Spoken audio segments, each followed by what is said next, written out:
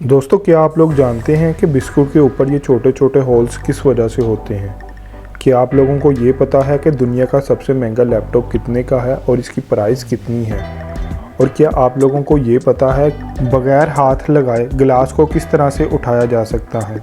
या फिर आपको ये पता है कि अगर हम कोई वेबसाइट यूज़ करते हैं तो आई एम नो रोबोटिंग क्यों आता है?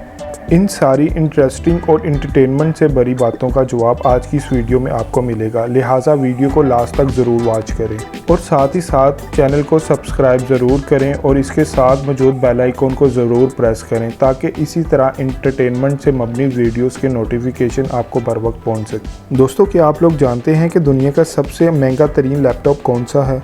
दोस्तों, इस लैपटॉप को MJ कंपनी ने बनाया है और इस लैपटॉप का नाम MJ सोर्स है और इस लैपटॉप को डायमंड सेटेड लैपटॉप भी कहा जाता है। दोस्तों, ये लैपटॉप बिल्कुल एक आम लैपटॉप की तरह है, लेकिन इसकी ख़ास बात ये है वो है इसकी बैक। इस लैपटॉप की बैक में डायमंड्स मौजूद हैं। इसके अलावा इस लैपटॉप की स्पेस बार में भी एक डायमंड मौजूद है और इन्हीं सब डायमंड्स की वजह से इसकी प्राइस $3.5 मिलियन है और अगर इस अमाउंट को पाकिस्तानी रुपीस में कन्वर्ट किया जाए तो ये 36 करोड़ रुपए का लैपटॉप बनता है।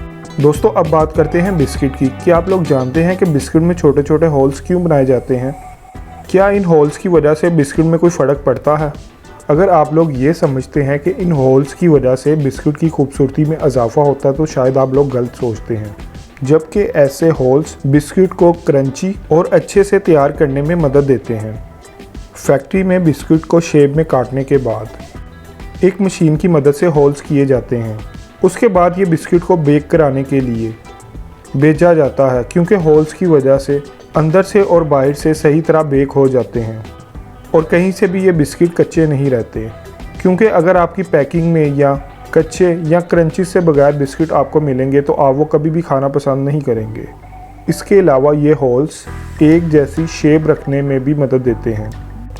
दोस्तों, इंटरनेट को यूज़ करते हुए आपने एक चीज़ नोटिस की होगी कि ये जो क्वेश्चन पूछता है कि are you robot or not, जबकि इसको सुनने में और देखने में ये एक फजूल सी चीज़ लगती है, लेकिन क्या आपको पता है ये चीज़ वेबसाइट के लिए बहुत ही इम्पोर्टेंट होती है। बहुत से लोग ऐसे होते हैं जो प्रोग्राम करके बोर्ड स्पॉट्स बना लेते हैं और एक चीज़ को बार बार रिपीट करते हैं, जो चीज़ बहुत प्रॉब्लम करती है। जैसा कि किसी वेबसाइट पर एक बार लॉगिन करने से कुछ पैसे मिलते हैं और ये लोग ऐसे 10 बोर्ड्स बनाकर ये लोग एक वेबसाइट से हज़ारों पैसे कमा लेते हैं।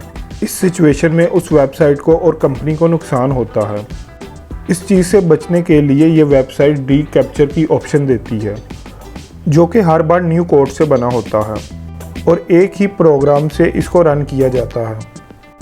और अगर इंसान की जगह कोई रोबोट इस चीज़ को कर रहा है तो इसको इस चीज़ का नहीं पता चलेगा, और अगर कोई इंसान इसको कर रहा है तो इस पर सिंपल टिक करके आगे चला जाएगा। जबकि एक रोबोट ऐसा नहीं कर सकता, क्योंकि रोबोट को जो कमांड दी जाती है रोबोट सिर्फ उसी पे काम करेगा।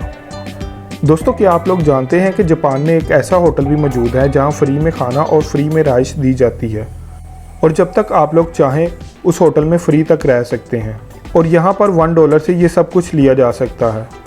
जबकि इस होटल की मैनेजमेंट की एक छोटी सी शर्त है जिसको आपको फॉलो करना ज़रूरी होता है, फिर ही आपको ये सारी चीज़ें फ्री में मिलती हैं, और वो ये है कि आप हर वक्त YouTube पर लाइव स्ट्रीम करेंगे। अगर आप लोग इनकी ये शर्त फॉलो कर सकते हैं तो आप $1 देकर यहाँ जितनी देर तक मर्ज़ी फ्री में रह सकते हैं और खा पी सकते हैं। दोस्तों, हाल ही में मॉस्को का वेदर काफ़ी ख़राब हो गया था, जिसके पेश नज़र काऊ के लिए चारा मिलना बंद हो गया और इसकी मिल्क की प्रोडक्शन भी काफ़ी कम हो गई। इस बात का सोल्यूशन निकालने के लिए मॉस्को के कुछ लोगों ने काऊ के लिए VR ग्लासेस का इस्तेमाल किया। ये VR ग्लासेस काऊ को एकदम हरी भरी खेतों का मनाजिर दिखाती थी, जिससे वहाँ की काऊ को बहुत हैप्पी और रिलैक्स फील हुआ।